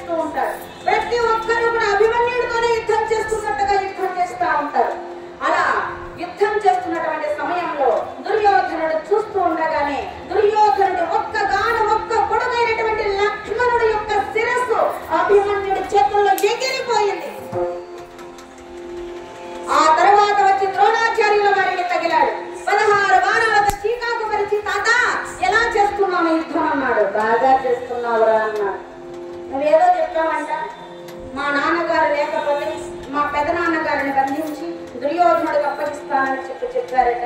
నేను మీలాంటి వాడిని కాదులే తాత, వీళ్ళు లేకపోతే వాళ్ళు లేకపోతే నేను బంధిస్తాను అని చెప్పి అనుకునేవాడిని కాదు. నేను మీరు చూస్తూ ఉండగానే మీ రారాజు దుర్యోధనుని బంధించి నా పెద తండ్రికి కానుకగా ఇస్తాను అని చెప్పి విరుచుకబడిపోతూ ఉంటే అశ్వత్థామ వచ్చి తగిలాడు అభిమన్యుని.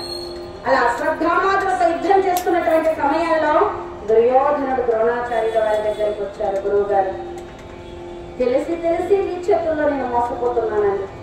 కప్పకూత భుజగంబుమై ఎట్లో కౌరవ పక్షముందు చే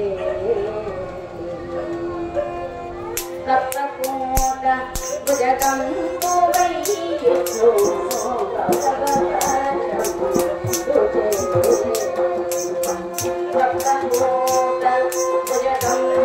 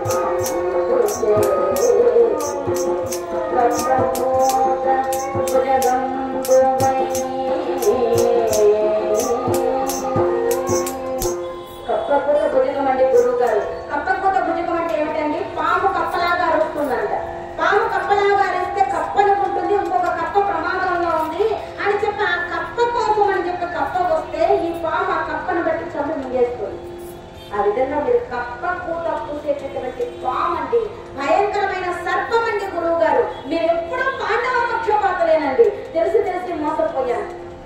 బంధుల గట్టులాగా ఒక వ్యూహం అని చెప్పి పన్నారు. మమ్మల్ని గొర్రెల్లాగా లోపలికి తోలారు. పెద్ద పులిని వదిలినట్టుగా అర్జునుడు కొడుకును వదిలారు. మీరు ఉపేక్షించకపోతే ఒక బాలుడు, ఒక పిల్లవాడు 10-16 ఏళ్ళైన నిండినటువంటి వాడు ఎలా ఇంతటి వ్యూహాన్ని ఛేదించగలుగుతాడు? మిమ్మల్ని నమ్మి మోసపోయానండి. నా తర్వాత ఈ భరతఖండాన్ని పరిపాలన చేస్తాడని చెప్పి ఎన్నో ఆశలు పెట్టుకున్నటువంటి నా ఒక్క కొడుకు కులవర్ధనుడు లక్ష్మణుని కొనుక్కోవలసి వచ్చింది. గురువు గారు, ఇంత అన్యాయం చేస్తారని చెప్పి నేను అనుకోలేదండి అని చెప్పి అంటుంటే, దుర్యోధన, ఈ అభిమన్యుడు ఎంతసేపు నిన్న మొన్నటి 10-16 ఏళ్ల వాడు పసివాడు అని చెప్పి మాట్లాడుతున్నారు కానీ అర్జునుడి కొడుకు అన్న మాట మర్చిపోతున్నారు. అర్జునుడికి ఏమాత్రం తీసిపోదు.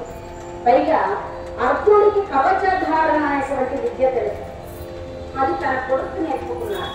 ఈ కవచధారణ విద్య తెలిసినటువంటి వాడు మంత్రాన్ని చదివి కవచం గనక కట్టుకుంటే ఆనాడు వాడిని ఎవ్వరు జయించలేరు అన్నాడు. అయిపోయిందండి గురువుగారు, అయిపోయింది. ఈ రోజుల్లోనే యుద్ధం పూర్తి. వీడు ఒక్కను కూడా బ్రతకనివ్వడు.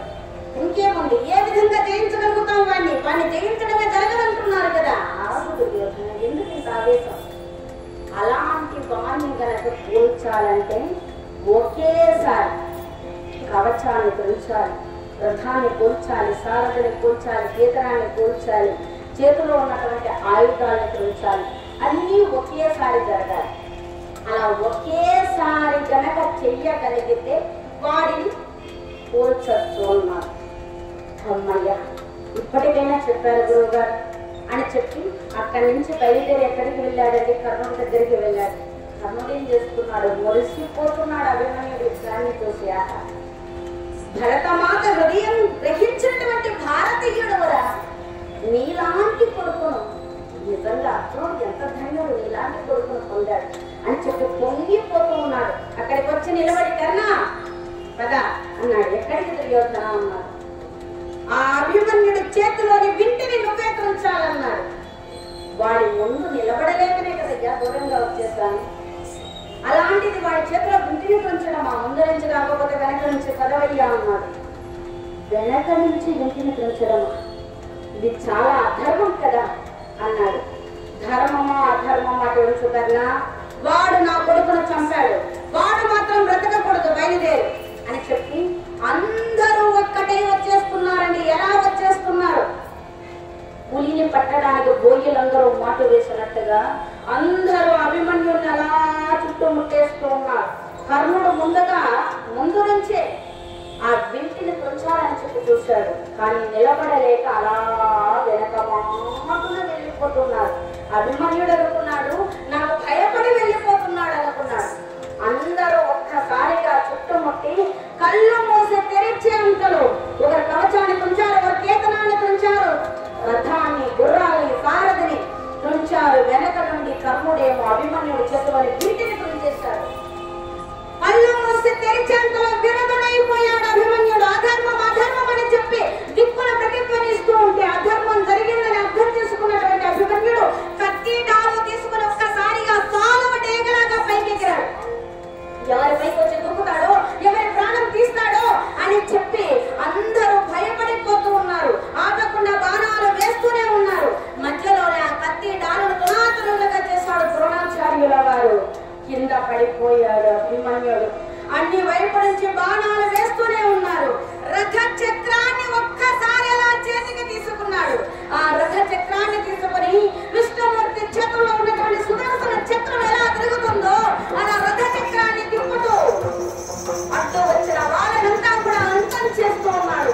అందరూ ఆగకుండా బాణాలు వేస్తూనే ఉన్నారు. ఆ సమయంలో కూడా 2000 మంది రాజకుమారుల్ని చంపాడు అభిమన్యుడు. బాణాలు ఆపకుండా వేస్తూనే ఉంటే అభిమన్యుడి శరీరం అంతా కూడా మోదుగు చెట్టులాగా తయారైపోయింది. మోదుగు చెట్టుకు ఆకులు ఉండవు, పువ్వులు మాత్రమే ఉంటాయి.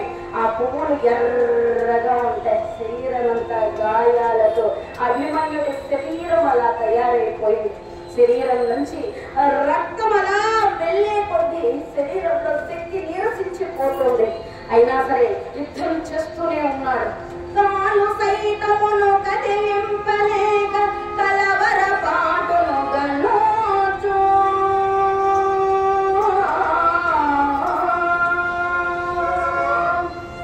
కాలు కదిలింపలేకున్నా సరే ఓపిక తెచ్చుకుని ఆ సైన్యం పైన అని చెప్పి అరుస్తూ కాల యముడిలాగా కనబడుతూ తారాలు చేస్తూ ఆ సమయంలో కూడా అడ్డు వచ్చిన వాళ్ళందరినీ చంపుతున్నారు. ఎవరు కూడా దగ్గర కూడా వెళ్ళడం లేదు. దూరం నుంచి బాణాలు వేస్తూనే ఉన్నారు. 1800 రథాలని 10,000 అశ్వదళాన్ని రాజకుమారుని ద్విసహస్రము 2000 మందిని చంపాడు. శరీరంలో రక్తం పోయే కొద్ది శరీరం నీరసించిపోతూ ఉన్నటువంటి సమయంలో ఆ సమయంలో వచ్చాడు దుశ్శాసనుడు కొడుకు దౌశ్శాసనుడు. ఒరే అభిమన్యు అంటూ వచ్చాడు. రారా దౌశ్శాసన, ఎప్పుడు కూడా రా చెప్పిన ఒక్కటే పోదురా, తోడు తీసుకునే వెళుతుంది, నేను చంపిగానే నా ప్రాణాలు పోవని చెప్పి ఒక్కసారిగా ఆ దౌశ్శాసనుడు పైన కలియబడ్డాడు. కలియబడి వాడితో యుద్ధం చేసి వాడిని విరదుని చేసి దౌశ్శాసనుని చంపి ఆ వీరాభిమన్యుడు యుద్ధ రంగంలో వెన్ను చూపకుండా కూలిపోతున్నాడు. ఆ సమయంలో అన్ని గుర్తుకొస్తున్నాయి. కన్న తల్లి గుర్తుకొచ్చిందమ్మా. అధర్మ యుద్ధంలో నీ బిడ్డను కొలుస్తూ ఉన్నారమ్మా. నీ కొడుకు మహావీరుడు, నువ్వు వీరమాతవు తల్లి. అధర్మ యుద్ధంలో కొలుస్తూ ఉన్నారమ్మా. నువ్వు వీరమాతవు తల్లి, నీ కొడుకు మహావీరుడమ్మా. చేతగాక అందరూ ఒక్కటై చంపుతున్నారమ్మా. భార్య గుర్తుకొచ్చింది. ఉత్తర శోక మూర్తిలాగా విలపించావు. ఈ ఒక్కరోజు వెళ్ళొద్దండి యుద్ధానికి, ఈ ఒక్కరోజు నా మాట వినండి అని చెప్పు. నీ మాట వినలేదు ఉత్తర, నీకు అన్యాయం చేస్తున్నా. మన బిడ్డలు తండ్రి లేని వాడిని చేసి వెళ్ళిపోతున్నాను. అమ్మా భరతమాత, మళ్ళీ నాకు జన్మ ఉంటే నీ కడుపునే పుడతాను తల్లి. నీ రుణం నిలువకుండా రణరంగంలో కూలిపోయాడు వీరాభిమన్యుడు. ఇలా ఉన్నాడు. సృష్టి కార్యం నిర్వహించినటువంటి విష్ణుమూర్తి సముద్రంలో వటవస్త్ర శైలైన విధంగా రక్త సముద్రంలో పగిలించి ఉన్నాడు. ముఖంలో ఏమాత్రం తేజస్సు తగ్గలేదు. ఆ వీరాభిమన్యుడి ముఖంలో మహావీరుడు జన్మభూమి కోసం, కన్న తల్లిదండ్రుల కోసం తన ప్రాణాలు అర్పించినటువంటి మహావీరుడు వీరాభిమన్యుడు. దేశానికి గర్వకారణమైనటువంటి వాడు. ఉన్నది కొంతకాలమే అయినా చరిత్రలో చిరస్థాయిగా నిలిచిపోయినటువంటి వాడు. యువకులకు ఆదర్శప్రాయుడు.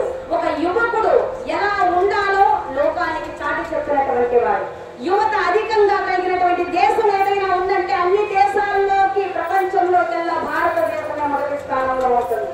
అత్యధికంగా యువత ఉన్నటువంటి దేశం మన దేశం. అటువంటి యువత ఎలా బ్రతకాలని చెప్పి లోకానికి చాటి చెప్పినటువంటి వాడు వీరాభిమన్యుడు. ఆ వీరాభిమన్యుడి యొక్క సచ్చరిత్ర విన్నటువంటి మీ అందరికీ కూడా ఆ శ్రీకృష్ణ పరమాత్మ అలమేలు మంగళ తల్లి వెంకటేశ్వర స్వామి వారు ఆయురారోగ్య అష్టేశ్వర భూగభాగ్యాలు చెల్లవేళ రక్షణ చేయాలని కోరుకుంటూ, నా పేరు పి వరలక్ష్మి భాగవతారిని. హిందూ ధర్మ ప్రచార పరిషత్తులో హరికథ కళాకారిణిగా ఉద్యోగంలో ఉన్నాను. ఈ కథ విన్నటువంటి మీ అందరికీ కూడా సకల శుభాల కలగాలని చెప్పి కోరుకుంటూ ఈనాటి కథాగానానికి మంగళహారతి ఇస్తున్నాను. శ్రీ శ్రీనివాస గోవింద, శ్రీ వెంకటేశ గోవింద, భక్తవత్సల గోవింద, రాఘవ ప్రియ గోవింద, నిత్య నిర్మల గోవింద, నిరమిగ శ్యామ గోవింద, పురాణ పురుష గోవింద, చరితాక్ష గోవింద, గోవింద హరి గోవింద, గోకులనందన గోవింద, గోవింద హరి గోవింద, గోకులనందన గోవింద, గోకులనందన గోవింద.